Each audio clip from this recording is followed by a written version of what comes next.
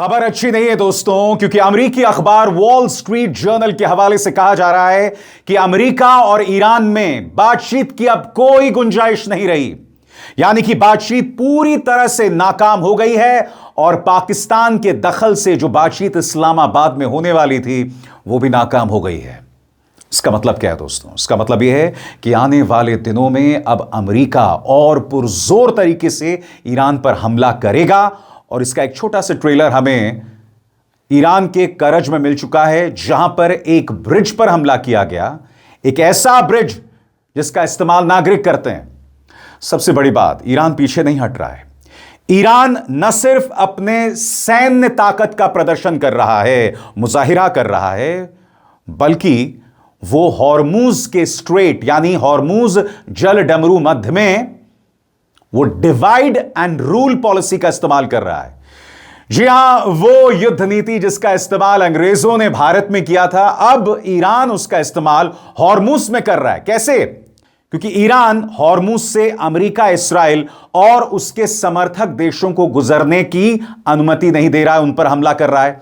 मगर दूसरी तरफ यूरोप में, पश्चिमी यूरोप में कई ऐसे देश जो अमेरिका का विरोध कर रहे हैं, मसलन स्पेन, फ्रांस, उनके जहाजों को या तो गुजरने की अनुमति दी जा रही है या फिर भविष्य में दी जाएगी। इसलिए मैंने कहा डिवाइड एंड रूल, फूट डालो और शासन करो। और इसका असर भी दिखाई दे रहा है, क्योंकि फ्रांस के राष्ट्रपति इमैनुअल मैक्रों ने डोनाल्ड ट्रंप पर करारा प्रहार किया है।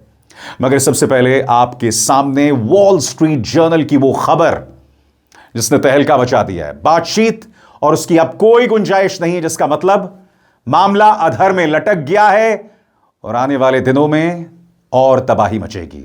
खबर क्या है आपके सामने।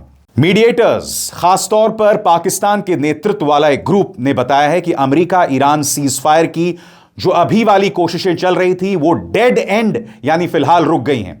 ईरान ने मीडिएटर्स को साफ कहा है कि वो इस्लामाबाद में अमेरिकी अधिकारियों से मिलने को तैयार नहीं है और अमेरिका की शर्तों को अनएक्सेप्टेबल मानते हैं। इसका मतलब यह है कि अभी वाली बातचीत का दौर फेल हो गया है, लेकिन इसका मतलब यह नहीं कि भविष्य में कोई बातचीत नहीं होगी, बस फिलहाल यह ट्रैक रुक गया है। सबसे बड़ी बात, आपके जहन में सवाल होगा दोस्तों कि ईरान ने इस्लामाबाद बातचीत को क्यों ठुकराया? क्योंकि अगर इस्लामाबाद में बातचीत कामयाब हो जाती तो यह पाकिस्तान के लिए एक बहुत बड़ी कामयाबी होती, क्योंकि इस पूरे इलाके ही नहीं, पूरी दुनिया में पाकिस्तान एक बहुत बड़े प्लेयर के तौर पर उभर सकता था। और यह भारत के लिए भी अच्छी खबर, मैं आपको बताता हूं क्यों। क्योंकि जैसे ही खामेनी की मौत हुई थी, हमारे प्रधानमंत्री खामोश रहे। वहां बच्चे मारे जा रहे थे, प्रधानमंत्री खामोश रहे। प्रधानमंत्री कब बोले? जब हमें अपने जहाजों को स्ट्रेट ऑफ हॉर्मूज से निकालना था, तब प्रधानमंत्री ने राष्ट्रपति मसूद पेजेश्कियां से बात की, तब ये तमाम चीजें हुई। और उसके बाद ईरान ने लगातार भारत के पक्ष में अपने समर्थन को जतलाया, खुलकर कहा कि भारत हमारा दोस्त है। अब कल्पना कीजिए, अगर पाकिस्तान कामयाब हो जाता, यानी कि अगर पाकिस्तान में बातचीत हो जाती, तो अंतर्राष्ट्रीय तौर पर यह पाकिस्तान के रुतबे को किस कदर बढ़ा सकता था। खासकर तब जब अमेरिकी राष्ट्रपति डोनाल्ड ट्रंप पाकिस्तानी सेना प्रमुख असीम मुनीर को अपने घर बुलाते हैं, लंच करवाते हैं, और यह सब पहले हो चुका है। मगर जो प्रश्न मैंने आपके सामने उठाया कि इस्लामाबाद क्यों नहीं गया ईरान, अब उसकी हम चर्चा करना चाहेंगे। ईरान का साफ कहना है कि उसने इस मीटिंग को इसलिए मना किया क्योंकि उसे अमेरिका का प्रस्ताव ज्यादा अव्यावहारिक और अनएक्सेप्टेबल लगा और वो पाकिस्तान के मंच को यूएस ईरान बातचीत के लिए मान्यता नहीं देना चाहता। ईरान के बताए गए क्या कारण हैं? ईरानी अधिकारियों ने मीडिएटर से कहा कि वो इस्लामाबाद में अमेरिकी अधिकारियों से मिलने को तैयार नहीं है और अमेरिका की शर्तें उसे मंजूर नहीं है। विदेश मंत्रालय के प्रवक्ता इस्माइल बाघाई ने कहा कि अमेरिका के साथ कोई सीधी बातचीत नहीं हो रही, सिर्फ इंटरमीडिएटरीज के जरिए ज्यादा और बेकार मांगे भेजी जा रही हैं। उन्होंने कहा कि पाकिस्तान के फोरम्स उनके अपने हैं, हम उनमें शामिल नहीं हैं। खासतौर पर ट्रंप प्रशासन के 15 पॉइंट प्रस्ताव को उन्होंने बहुत ज्यादा अवास्तविक, गैर तार्किक, यानी something that doesn't have facts, यही एक बड़ा कारण था मीटिंग ठुकराने का। अब हमें इसके पीछे की राजनीति को भी समझना पड़ेगा। इस्लामाबाद मीटिंग को मना करके ईरान यह दिखाना चाहता है कि वो दबाव में आकर बातचीत नहीं करेगा और ऐसे मंच पर नहीं जाएगा जहां उसका पूरा कंट्रोल नहीं है। साथ ही वो मध्यस्थों यानी इंटरमीडियरीज के जरिए जवाब देते रहना चाहता है ताकि बातचीत पूरी तरह बंद भी ना लगे। ईरान यह चाहता है कि दुनिया में नैरेटिव बना रहे कि युद्ध की शुरुआत अमेरिका ने की और पाकिस्तान को उसका प्रतिनिधि ना माना जाए। यानी कि साफ तौर पर ईरान यह नहीं चाहता कि इस बातचीत का कोई क्रेडिट पाकिस्तान को जाए। और मैंने कहा ना, भारत की मेहनत किए बगैर यह भारत की रणनीतिक, सामरिक और डिप्लोमैटिक जीत है। क्योंकि अगर पाकिस्तान का रुतबा बड़ा हो जाता और अगर इस्लामाबाद में बातचीत हो जाती और बातचीत के जरिए मामला समाधान की तरफ बढ़ जाता तो इंटरनेशनली पाकिस्तान का कद बढ़ जाता। मैंने कहा ना दोस्तों, कभी कभी बगैर कुछ किए भी आपको फायदा हो जाता है। हमारे प्रधानमंत्री ने कुछ नहीं कहा। जब सुप्रीम लीडर खामेनी मारे गए, खामोश रहे। विक्रम मिस्री को भेजा दूतावास, ईरानी दूतावास। और उसके बाद याद कीजिएगा, इंडियन ओशन में जब एक अमेरिकी टॉर्पीडो ने एक निहत्ते ईरानी नौसेना जहाज पर हमला किया था जिसमें दर्जनों ईरानी नौसैनिक मारे गए थे, अराउंड 100 पीपल वर किल्ड, तब भी प्रधानमंत्री खामोश रहे थे। और इसके बावजूद ईरान भारतीय जहाजों को हॉर्मुज से गुजरने की इजाजत दे रहा है। क्यों? क्योंकि ईरान जानता है कि उसके रिश्तों में पंडित नेहरू, इंदिरा गांधी, राजीव गांधी, लाल बहादुर शास्त्री, यहां तक कि स्वर्गीय अटल बिहारी वाजपेयी का भी क्या किरदार था। इस सरकार ने तो कुछ नहीं किया। याद कीजिएगा, अमेरिका की दबाव में चाबहार बंदरगाह परियोजना, जो कि ईरान के साथ एक सॉलिड डील थी, उसे बंद कर दिया। ईरान से तेल लेना बंद कर दिया। क्यों? क्योंकि अमेरिका ने कह दिया। बहरहाल हम बात कर रहे हैं हॉर्मुज की, और यहां पर ईरान एक बहुत ही दिलचस्प खेल खेल रहा है। ईरान डिवाइड एंड रूल, अंग्रेजों की जो नीति थी ना कि फूट डालो और शासन करो, और उसका परिणाम दिख रहा है। कैसे? वो अमेरिका और इस्राएल के जहाजों को जाने की अनुमति नहीं दे रहा है, उसके सहयोगी देशों को भी यहां से निकलने की अनुमति नहीं दे रहा है। अनुमति किसको दी जा रही है? पश्चिमी यूरोप के कई देशों को भी जाने की अनुमति दी जा रही है। उसका परिणाम दिख रहा है जब फ्रांस के राष्ट्रपति ने सीधे डोनाल्ड ट्रंप की नीतियों पर हमला किया कि आपको क्या जरूरत थी ईरान पर हमला करने की, आपने दुनिया को तबाही के रास्ते पर ला दिया है। उन्होंने ईरान की भी आलोचना की, मगर फ्रांस के राष्ट्रपति का ट्रंप और इस्राएल पर सीधा प्रहार या ट्रंप और नेतन्याहू पर सीधा प्रहार बहुत कुछ मायने रखता है। सुनिए क्या कहा इमानुएल मैक्रोन ने। The day you say, I don't like your regime, I don't like your organization, I consider you are threatening your neighbor, so I will intervene and bomb you. You open a Pandora box. Because nobody, why shouldn't the other do the same? Iran is a very bad regime. No discussion about that. I disagree with them on a lot of topics. But I don't believe that we will fix the situation just by bombings or by military operations. Look at what happened with this type of operation in Iraq, in Afghanistan, in Libya. We never delivered. Never. Even after 20 years. So you have to respect the sovereignty of people. If people want to change a regime, they want to react, step up, they can do so. Having such an agenda shared by Korea, France, and bringing with us the other Europeans, Canada, Japan, India, Brazil, Australia, you start having a sort of third way. Those who don't want to be dependent on China or aligned by definition with the US. और जैसे मैंने कहा दोस्तों, Iran की divide and rule policy, Hormuz में divide and rule policy रंग ला रही है। कैसे? अब मैं आपको समझाना चाहता हूं। ईरान डिवाइड एंड कॉन्कर की रणनीति हॉर्मुज में खेल रहा है और एक काम भी आ रही है। ईरान ने एक सिस्टम बना लिया है, अमेरिकी जहाजों को रोकना लेकिन यूरोपीय जहाजों को जाने देना, वो भी तभी जब वो देश ट्रंप के खिलाफ खड़े हों।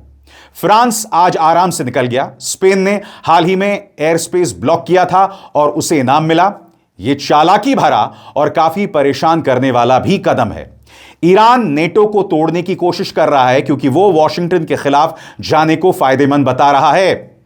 हर यूरोपीय जहाज जो निकल जाता है वो दिखाता है कि व्यापार चलाने के लिए अमेरिका जरूरी नहीं है, बस अमेरिका जैसा नहीं होना चाहिए। स्वतंत्र और आजाद पत्रकारिता का समर्थन कीजिए, सच में मेरा साथी बनिए। बहुत आसान है दोस्तों, इस ज्वाइन बटन को दबाइए और आपके सामने आएंगे ये 3 विकल्प, इनमें से एक चुनिए और सच के इस सफर में मेरा साथी बनिए। ट्रंप ने कुछ दिनों पहले क्या कहा कि मैं नेटो से बाहर निकल सकता हूं, यानी कि तुमने हमला ईरान पे किया, तबाही वहां मचा रहे हो, मगर जो पश्चिमी यूरोप और अमेरिका का गठजोड़ है बगैर कोशिश किए वो टूट गया। और यह है ईरान का फूट डालो और शासन करो, डिवाइड एंड कॉन्कर की पॉलिसी यहां रंग ला रही है। और आगे गौर फरमाएं साहब, ट्रंप का पूरा दावा था कि उन्हें सुरक्षा के लिए हमारी जरूरत नहीं है। ईरान ने यूरोप को दिखा दिया है कि उन्हें ट्रंप की उतनी जरूरत नहीं जितनी ट्रंप को उनकी है। अब ट्रंप गुस्से में आकर और ज्यादा कदम उठा सकते हैं और यही इस रणनीति को और कामयाब बनाता है। जितना वो गुस्सा करेंगे उतना ही यूरोप उनसे दूर जाएगा और जीत हासिल करना उनके लिए उतना ही मुश्किल हो जाएगा। सबसे बड़ी बात दोस्तों, अमेरिका का झूठ पकड़ा जा रहा है। याद कीजिएगा, सेंटकॉम ने यह बयान जारी किया था जिसमें उन्होंने कहा था कि हमारा कोई विमान नहीं गिरा है, मगर आप जानते हैं अमेरिका के 2 जंगी जहाज गिर गए, एक पायलट अभी भी लापता है। कोई नहीं जानता क्या वो ईरान के कब्जे में है। उसे अमेरिका और ईरान दोनों ढूंढने की कोशिश कर रहे हैं। और सेंटकॉम यहां क्या कह रहा है मैं आपको पढ़ के सुनाना चाहता हूं। Iran's Islamic Revolutionary Guard Corps says it downed an enemy fighter jet over Qasem Island in the Strait of Hormuz. Fact, all US fighter aircrafts are accounted for. Iran's IRGC has made the same false claim at least half a dozen times. यहां पर CENTCOM झूठ बोलने को मजबूर है और Iran ने ताना कसा है कि तुम ईरान का सत्ता परिवर्तन करना चाहते थे, मगर खुद अमेरिका अपने जनरल्स को हटा रहा है। इसी मंच पर मैंने आपको बताया था कि वहां के रक्षा मंत्री पीट हेगसेथ ने 3 जनरल्स को हटा दिया है। अब ईरान ने यह तमाम तस्वीरें जारी की हैं और दावा कर रहा है कि जहां जहां यह स्ट्राइक है, इन सभी जनरल्स को वहां के रक्षा मंत्री पीट हेगसेथ ने हटा दिया है। यानी कि तुम ईरान में सत्ता परिवर्तन करना चाहते थे, मगर अब खुद वहां के रक्षा मंत्री को अमेरिकी जनरल्स को हटाना पड़ रहा है जो जमीनी जंग के खिलाफ हैं या ट्रंप जैसी भड़काऊ सोच नहीं रखते हैं। इस तरह से ईरान ताना मार रहा है। और बात वहां तक सीमित नहीं है। ईरान की संसद के स्पीकर गालिबाफ ने एक बहुत ही खतरनाक संदेश दिया है और मैं चाहूंगा इसके एक एक लफ्ज पर आप गौर करें, क्योंकि स्ट्रेट ऑफ हॉर्मूज जहां से 20% तेल का व्यापार होता है उसे ईरान ने कंट्रोल में ले लिया है। अब वो धमकी दे रहा है बाब अल मंदाब पर, जिस पर हौथियों का कब्जा है। जी हां, बाब अल मंदाब पर उनका यह बयान बहुत मायने रखता है। और याद कीजिएगा, इसी मंच पर मैंने आपके सामने बाब अल मंदाब स्ट्रेट के मायनों की चर्चा की थी। मगर सबसे पहले क्या कह रहे हैं ईरानी स्पीकर आपके स्क्रीन पर। बाब अल मंदेब स्ट्रेट से दुनिया के कितने हिस्सों का तेल, एलएनजी, गेहूं, चावल और फर्टिलाइजर गुजरता है और कौन कौन से देश और कंपनियां इस रास्ते से सबसे ज्यादा ट्रांजिट करती हैं। यह सवाल क्यों कर रहे हैं ईरानी स्पीकर? यानी कि अब स्ट्रेट ऑफ हॉर्मूज के बाद बाब अल मंदेब की बारी है। और याद कीजिएगा, जब हौथियों ने हमला शुरू किया था तो इसी मंच पर मैंने आपके सामने बाब अल मंदेब के मायने पेश किए थे। अगर आप भूल गए हैं तो आइए मेरे उस शो का एक छोटा सा हिस्सा फिर से देखते हैं।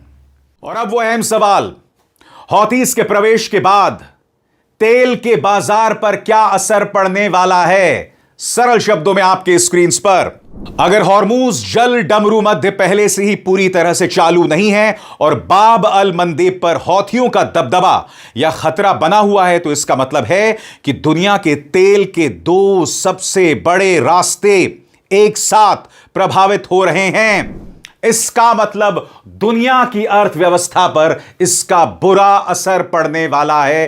कैसे? गौर फरमाएं। ये दोनों रास्ते इतने अहम क्यों हैं? सबसे पहले हॉर्मूज जल डमरू मध्य। दुनिया का करीब 20% तेल इसी रास्ते से जाता है। अगर यहां दिक्कत आई तो बाजार में तेल की कमी हो जाती है। बाब अल मंदेब की बात करें तो यह रास्ता एशिया और यूरोप के बीच बहुत बड़ा व्यापारिक मार्ग है। यहां से तेल और सामान दोनों बड़ी मात्रा से गुजरते हैं।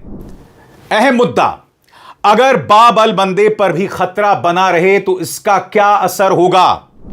बाजार में डर बना रहता है। बिना रुकावट के भी तेल महंगा रहता है, मतलब तेल लंबे समय तक महंगा रहेगा।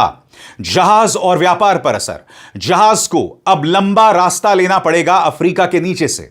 इससे समय ज्यादा लगता है, ईंधन ज्यादा खर्च होता है, बीमा और किराया बहुत महंगा हो जाता है। नतीजा, सामान महंगा हो जाता है और इसका सीधा असर महंगाई और अर्थव्यवस्था पर। तेल महंगा यानी हर चीज महंगी, यात्रा, कारखाने, खाने पीने का सामान, इससे महंगाई और बढ़ जाती है। और आपके जहन में सवाल होगा कि किन देशों पर इसका सबसे बुरा असर पड़ रहा है। आपकी स्क्रीन पर भारत, चीन, यूरोप के कई देश तेल बाहर से खरीदते हैं, खर्चा बढ़ जाता है, महंगाई और बढ़ जाती है। यानी कि भारत को इसका खमियाजा भुगतना पड़ेगा और भारत को इसका नुकसान पहले से हो रहा है। यानी कि हर भारतीय को हौथियों ने जो मिसाइल हमला किया है उस पर चिंतित होना चाहिए। तो अब आप समझे दोस्तों, डोनाल्ड ट्रंप और नेतन्याहू की जिद ने दुनिया को किस कदर बर्बादी के रास्ते पर ला दिया है। तो देखा आपने, सोचिए अगर स्ट्रेट ऑफ हॉर्मूज के साथ बाब अल मंदेब पर भी ईरान का पूरा कंट्रोल हो जाए तो किस तरह का दुनिया में आर्थिक तूफान आने वाला है। और ईरान ये सब क्यों कर रहा है? क्योंकि ये सब करने के साथ दुनिया भर में अमेरिका और इस्राएल के खिलाफ लोगों में एक नफरत होगी, एक गुस्सा होगा। और अब पश्चिमी यूरोप देश उनके तेवरों से साफ है कि हमें अमेरिका की जरूरत नहीं है। ऊपर से ट्रंप खुद नेटो को तोड़ रहे हैं, ये कह रहे हैं कि भाई मैं नेटो से बाहर आ जाऊंगा। यानी कि ईरान पर हमला और अंतर्राष्ट्रीय तौर पर अमेरिका की साख को नुकसान। और गालिबाफ कह रहे हैं कि अमेरिका की इतनी बुरी हालत हो गई कि कहां एक तरफ कह रहे थे कि हम ईरान में सत्ता परिवर्तन कर देंगे और कहां अब वो गिड़गिड़ा रहा है कि हमारा पायलट कहां है। सुनिए गालिबाफ ने क्या बयान दिया है। वो कहते हैं, ईरान को 37 बार लगातार हराने के बाद ये जो बिना किसी स्ट्रैटेजी वाला युद्ध उन्होंने शुरू किया था, अब रेजीम चेंज से गिरकर यहां तक आ गया है कि अरे कोई हमारे पायलट्स को ढूंढ सकता है प्लीज। वाह, क्या जबरदस्त प्रोग्रेस है, बिल्कुल जीनियस लोग हैं। मैं फिर आपसे पूछना चाहता हूं, जो ईरानियों के तेवर हैं, क्या ये एक ऐसे देश के तेवर हैं जो जंग हार रहा है या हार चुका है? सबसे बड़ी बात, मैं इस बात को इनकार बिल्कुल नहीं कर रहा हूं और इस मंच पर मैं आपके सामने दोनों तस्वीरें पेश करता हूं। यानी कि ईरान के अंदर जो तबाही मच रही है वो भी मैं आपको दिखाता हूं। मगर अगर आप ईरान के तेवरों से देखें तो वो बौखलाया हुआ नहीं दिखता है। उसके हाव भाव में एक फोकस है और उसी फोकस के साथ वो डिप्लोमैटिकली और सैनिक तौर पर, मिलिटरीली लगातार अमेरिका और इजराइल का जवाब दे रहा है। और इस मंच पर तमाम जानकारियां मैं आप तक लाता रहूंगा, यह मेरा वादा है। अभिसार शर्मा को दीजिए इजाजत। नमस्कार।